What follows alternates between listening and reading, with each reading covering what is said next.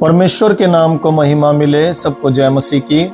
दिए गए समय के लिए मैं प्रभु को धन्यवाद देता हूं। परमेश्वर महान है, उसने अभी तक हम सबको संभाला चलाया, उसके लिए प्रभु का धन्यवाद। और आज हम परमेश्वर के वचन से मनन करेंगे। जो आज का मेरा मुख्य विषय है वो ये है कि संदेह न करना, मतलब शक न करना। कई बार हम अपने मसीह जीवन में कई बातों को लेकर हम शक कर जाते हैं, और जो शक होता है वो शैतान की ओर से होता है, क्योंकि शैतान हमारे जीवनों में शक डालता है, और शक आने की वजह से कई बार हमारा विश्वास जो है कमजोर हो जाता है। तो आज हम परमेश्वर के वचन से सीखेंगे कि हमें संदेह नहीं करना है, हमें शक नहीं करना है।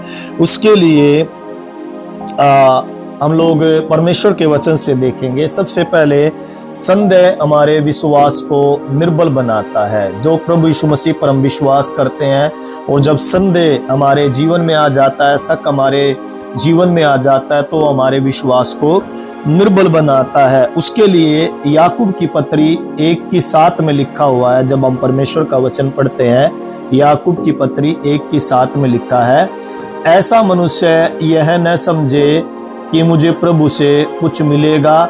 वह व्यक्ति दुचिता है और अपनी सारी बातों में चंचल है। क्योंकि संदेह के विषय में, शक करने वाले व्यक्ति के विषय में यहाँ पर यह लिखा है कि ऐसा व्यक्ति ये न समझे कि प्रभु की ओर से मुझे कुछ मिलेगा, क्योंकि वो दुचिता है और अपनी सारी बातों में चंचल है। इसलिए याकूब यहाँ पर कहता है, जब हम ऊपर भी पढ़ते हैं कि विश्वास से जो है मांगे और कुछ संदेह ना करे। जब हम ऊपर की 6 आयत यहाँ पर पढ़ते हैं तो विश्वास से हमें मांगना है और हमें संदेह नहीं करना है। क्योंकि कई बार जब हम प्रार्थना करने के लिए जाते हैं तो हमारे मन में बात आती है कि ये प्रार्थना परमेश्वर सुनेगा या नहीं सुनेगा, ये काम मेरे जीवन में होगा या नहीं होगा। हम उसी उधड़-बुन में जो है फंसे रहते हैं, होगा या नहीं होगा। लेकिन जब हम विश्वास के साथ प्रभु के सम्मुख बैठते हैं और शक नहीं करते हैं, संदेह नहीं करते हैं, तो परमेश्वर हमारी प्रार्थनाओं को मेरे प्रियो सुनने वाला परमेश्वर है। इसलिए याकूब यहाँ पर उस व्यक्ति के बारे में कहता है जो संदेह करता है कि उसको प्रभु की ओर से कुछ नहीं मिलता है। और हम किन बातों में संदेह करते हैं और कब करते हैं, इसके बारे में भी हम देखेंगे कि हम किन किन बातों में शक करते हैं और कब करते हैं। जब कभी आलोचना की बातें सुनते हैं, क्या बाइबल वास्तव में सच्ची है? कब जब कोई दूसरा व्यक्ति आकर हमें बातें करता है बाइबल के बारे में, तब हमारे हृदय में, हमारे मन में बातें उठती है, क्या बाइबल सच में जो है सच्ची है, वास्तव में सच्ची है। जब हम आलोचना की बातें सुनते हैं, जब कोई प्रभु के बारे में हमसे बातें करता है, कई व्यक्ति उनकी बातों में आकर वो अपने मन में सोचने लग जाता है कि जिस बाइबल पर हम विश्वास करते हैं, क्या वो सच में जो है परमेश्वर की ओर से भेजा गया पवित्र शास्त्र है, क्या वो सच्ची है।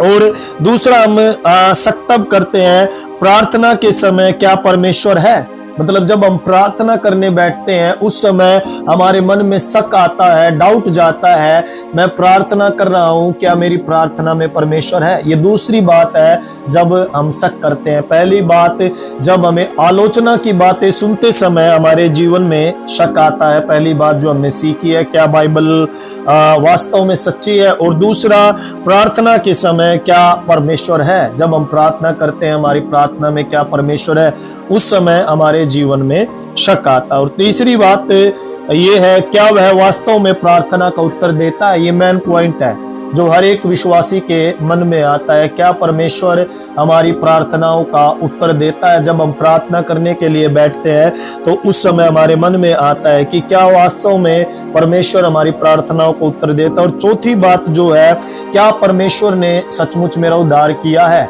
जब एक व्यक्ति की उम्र बढ़ जाती है, वृद्ध हो जाता है और उसके शरीर में कोई बीमारी आ जाती है, उस समय उसके मन में जो है एक बात उठती है, क्या सच में परमेश्वर ने मेरा उद्धार किया है। एक प्रभु के दास ने बताया कि उसकी कलीसिया में एक बहन आती थी और उसने जो है जवानी में प्रभु यीशु मसीह पर विश्वास किया, लेकिन जब वो बूढ़ी हुई और अपने अंतिम क्षण में जब वो पहुंच गई, तो जब प्रभु के दास उसके लिए प्रार्थना करने के लिए गए, तो उसने प्रभु के दास से कहा, क्या सच में परमेश्वर ने मेरे पापों को क्षमा कर दिया है। तो वो शक उसके मन में आया। उसने पूरी जिंदगी विश्वास किया, लेकिन अंतिम क्षण में जब वो इस धरती पर से जाने वाली थी, तो उसने प्रभु के दास से कहा, क्या सच में परमेश्वर ने मेरे पापों को क्षमा कर दिया। क्योंकि जब मैं जवान थी, जवानी के समय में विवाह होने से पहले ही मैं प्रेग्नेंट थी। ये पाप उसने किया हुआ था और ये बात उसको बुढ़ापे में याद आई कि क्या उस पाप को परमेश्वर ने क्षमा कर दिया है, क्या सचमुच मेरा उद्धार हुआ है। तो उस प्रभु के दास ने कहा, हाँ, परमेश्वर ने तेरे पापों को क्षमा कर दिया है और तेरा उद्धार हो गया है। जब हम प्रभु यीशु मसीह पर विश्वास करते हैं, तो हमने चाहे कितना भी भयंकर पाप क्यों ना किया हो, उसको भी परमेश्वर क्षमा करने वाला परमेश्वर है और प्रभु हमारा उद्धार करता है। क्या हमारा उद्धार हुआ है, ये शक तब हमारे जीवन में आता है जब हम बुढ़ापे की ओर चले जाते हैं और इस धरती पर से जाने वाले होते हैं। उस समय हमारे मन में ये बातें उठती हैं, क्या मेरा उद्धार हुआ है। तो ये कुछ पॉइंट है, कुछ बातें हैं जो शक को लेकर आती है कि क्या मेरा उद्धार हुआ है, क्या मेरे पापों की क्षमा मुझे मिली है, क्या परमेश्वर मेरी प्रार्थनाओं में है, क्या परमेश्वर मेरी प्रार्थनाओं का उत्तर देता है, और क्या सच में वास्तव में परमेश्वर है, या जिस पवित्र शास्त्र पर हम विश्वास करते हैं क्या वो सच में है। तो ये कुछ पॉइंट है, कुछ बातें हैं जो हमारे मन में, जो हमारे जीवन में शक लेकर आती है, और शक हमारे विश्वास को कमजोर करता है। इसलिए परमेश्वर का वचन हम पढ़ेंगे निर्गमन की पुस्तक, उसकी 32 अध्याय और 8 आयत। निर्गमन 32 की 8। यहाँ पर निर्गमन 32 की 8 में लिखा हुआ है, और जिस मार्ग पर चलने की आज्ञा मैंने उनको दी थी उसको झटपट छोड़कर उन्होंने एक बछड़ा डालकर बना लिया, फिर उसको दंडवत किया और उसके लिए बलिदान भी चढ़ाया। और यह काम हे इजराइलियों तुम्हारा ईश्वर जो तुम्हें मिस्र देश से छुड़ा ले आया वह यही है। यहाँ पर हम इजराइलियों के बारे में पढ़ते हैं। जब मूसा सीनै पर्वत पर परमेश्वर से बातचीत करने के लिए गया, जब परमेश्वर ने उसको अपने पास बुलाया, तो 40 दिन तक वो परमेश्वर से बातें करता रहा। और यहाँ पर इजराइलियों के मन में डाउट आ गया कि शायद मूसा मर गया है और अब हमें जो है एक ईश्वर बनाना है, और हम आने वाली पीढ़ी को बता सके कि ये ईश्वर हमें मिस्र देश से छुड़ा कर लेकर आया है।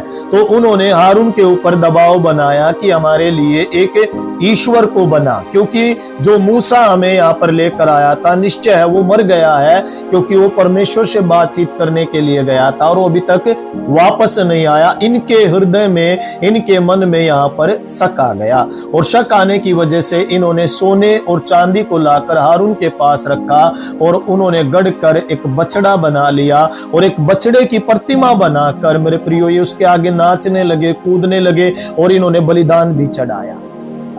बछड़ा इन्होंने तब बनाया जब इनके मन में विश्वास जो है विश्वास नहीं रहा और शक इनके जीवन में आ गया कि कोई परमेश्वर नहीं है। जो हमें मिस्र से लेकर आया था वो परमेश्वर नहीं है, जो मूसा हमें वहां से निकाल कर लेकर आया था अब वो नहीं रहा, इसलिए अब हमें हमारे लिए एक ईश्वर की प्रतिमा बना। ये पथभ्रष्ट हो गए, इन्हीं रास्ते से भटक गए।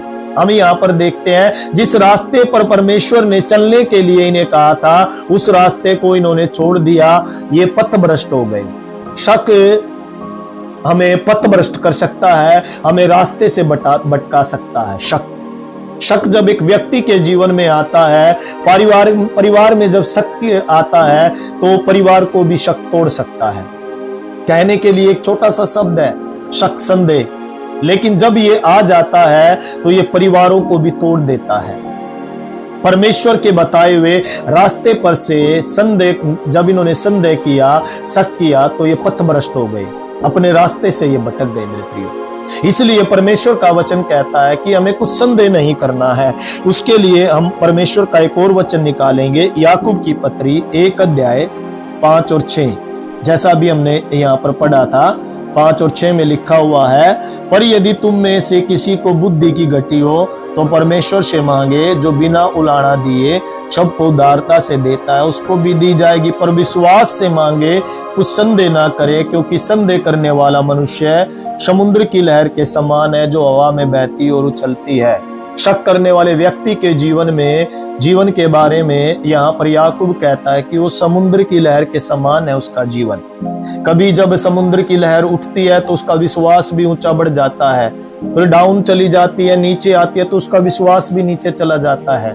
जब सब कुछ उसके जीवन में ठीक ठीक चलता है तो वो परमेश्वर की स्तुति करता, आराधना करता, लेकिन जैसे ही उसे समस्याओं का, आलोचनाओं का सामना करना पड़ता है तो उसके जीवन में शक आ जाता है, तो उसका विश्वास नीचे हो जाता है। तो उसके विषय में याकूब कहता है कि ऐसा व्यक्ति ये ना समझे कि मुझे प्रभु से कुछ मिलेगा। कई बार कई लोग कहते हैं, क्या मैं इस बीमारी से निजात पाऊंगा? क्या मैं इस समस्या से छुटकारा पाऊंगा? क्या परमेश्वर मेरा उद्धार करेगा? क्या परमेश्वर मेरी प्रार्थना भी सुनेगा? परमेश्वर के राज्य में क्या नहीं है? परमेश्वर सब कुछ कर सकता है। विश्वास करने वालों के लिए हर बात संभव है। प्रभु ने कहा, यदि तेरे अंदर राई के दाने के बराबर विश्वास है और इस पहाड़ से कह दे उखड़ जा, तो वो तुम्हारी बातें मान लेगा। पहाड़, हमारा विश्वास पहाड़ को भी उखाड़ सकता है। अगर संदेह हमारे जीवन में आया, शक हमारे जीवन में आया, तो फिर हम अपने जीवन में कुछ भी परमेश्वर का कार्य नहीं देख पाएंगे। उसके लिए परमेश्वर का वचन कहता है, उत्पत्ति 3 अध्याय हम यहाँ पर देखते हैं। उत्पत्ति 3 अध्याय और उसकी 2 आयत में लिखा हुआ है कि स्त्री ने सर्प से कहा, इस वाटिका के वृक्षों के फल हम खा सकते हैं, पर जो वाटिका के बीच में है उसके फल के विषय में परमेश्वर ने कहा है कि न तो तुम इसको खाना और न इसको छूना। यहाँ पर जब सर्प जो है स्त्री के पास आया उसे बहकाने के लिए, तो वो स्त्री हव्वा जो है सर्प की बातों में आ गई, शैतान की बातों में आ गई, और शैतान ने उसके मन में शक डाल दिया, उसके हृदय में जो है शक पैदा कर दिया, संदेह पैदा कर दिया। क्योंकि जब हम 3 की 1 आयत पढ़ते हैं तो लिखा हुआ है, परमेश्वर ने जितने बनेले पशु बनाए थे उन सब में सर्प धूर्त था। उसने स्त्री से कहा, क्या सच में है कि परमेश्वर ने कहा कि तुम इस वाटिका के किसी वृक्ष का फल न खाना? मतलब जब खाली समय में इसने शैतान को अवसर दिया तो शैतान ने इसके मन में शक पैदा कर दिया। खाली समय में जब हम होते हैं उस समय में है शैतान हमारे जीवन में सबसे ज्यादा आक्रमण करता है।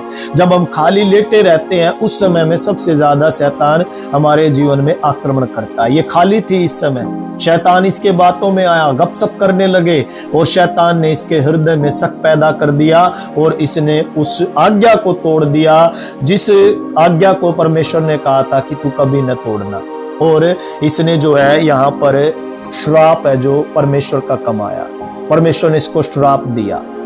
इसलिए यहाँ पर स्त्री के, ये जो हव्वा थी, इसके जीवन में शैतान ने शक पैदा कर दिया। उसके लिए हम परमेश्वर का एक और वचन देखेंगे, यूहन्ना की किताब उसका 20 अध्याय और 29 आयत। यहाँ पर लिखा हुआ है 20 की 29 में, यीशु ने कहा, तूने मुझे देखा है, क्या इसलिए विश्वास किया है?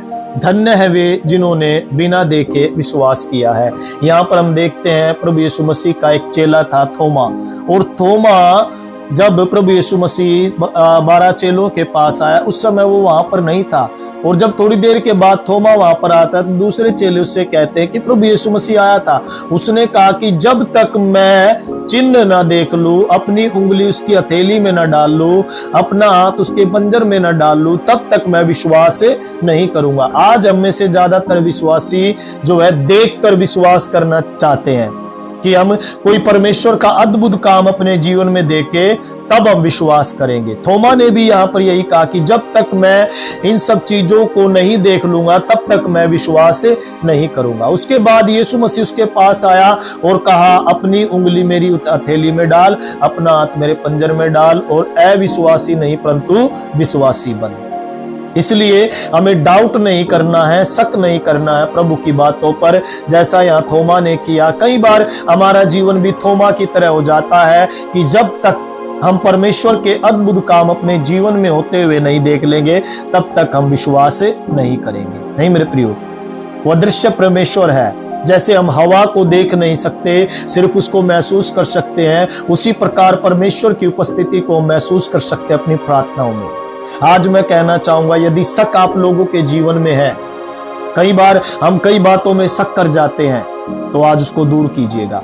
परमेश्वर हमारी हर बात का उत्तर देने वाला परमेश्वर है, इसलिए हमें परमेश्वर पर विश्वास करना है। हमें अविश्वासी नहीं बनना है, हमें विश्वासी बनना है।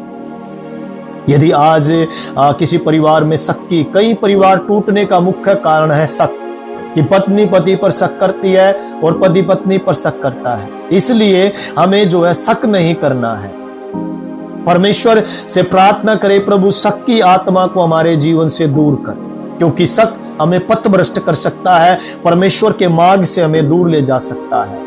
अगर आज ऐसी बातों से हम लोग गुजर रहे हैं, तो मैं आप लोगों के लिए प्रार्थना करना चाहूंगा। स्वर्गीय पिता, धन्यवाद देते हैं प्रभु यीशु मसीह के नाम में, अनुग्रहकारी दयालु पिता परमेश्वर, आज हमने संदेह के बारे में सीखा प्रभु। और पिता हम प्रार्थना करते हैं प्रभु जी, हालेलुया हालेलुया, संदेह करने वाला व्यक्ति प्रभु तुझसे कुछ नहीं पाता प्रभु। हम प्रार्थना करते हैं प्रभु जी, ये शक की आत्मा जिन परिवारों में है, जिन जीवनों में है, प्रभु यीशु के नाम में उन्हें तू दूर कर परमेश्वर। हम धन्यवाद करते हैं, हम अपने आप को तेरे हाथों में समर्पित करते हैं। इस संदेश को सुनने वाले हर एक उस व्यक्ति के लिए मैं प्रार्थना करना चाहूंगा, खुदावंद वो प्रभु जी हालेलुया विश्वासी बने परमेश्वर पिता। धन्यवाद देते हैं प्रभु सारी बातों के लिए, सबके जीवन में आशीष दे, अनुग्रह कर, दया कर प्रभु। धन्यवाद धन्यवाद, आपने विनती सुनी इसके लिए धन्यवाद। प्रभु यीशु के नाम में हम प्रार्थना मांगते, सुन और ग्रहण कर पिता, आमीन आमीन। सो परमेश्वर का धन्यवाद हो। यदि आप लोग भी प्रार्थना कराना चाहते हैं, तो स्क्रीन के ऊपर एक नंबर दिया गया है, आप उस पर जरूर कॉन्टैक्ट करें, हम आपके लिए प्रार्थना करेंगे। God bless you. जय मसीह।